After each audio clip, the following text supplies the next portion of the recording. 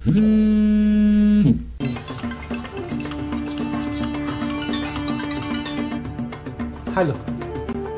Malam Isa Bello Ja. Kana magana ne da 'yan garkuwa da mutane.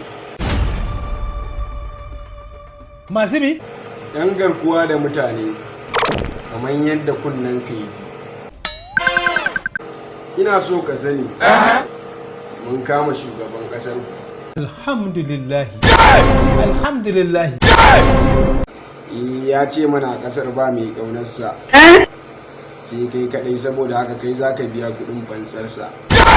Dakata ka ci. Na yadda zan ba ku miliyan biyar, idan ma da ƙari zan ƙara muku. Ni abin da nake so ku kashe min shi. Kada ku bar shi ya dawo. Ni zan biya kuɗin kisan, ba ma kuɗin kamun ba.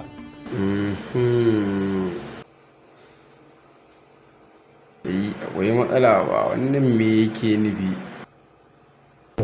Na gode wa Allah, komai ashe akwai ƙarshensa. Allah ya saka da alheri.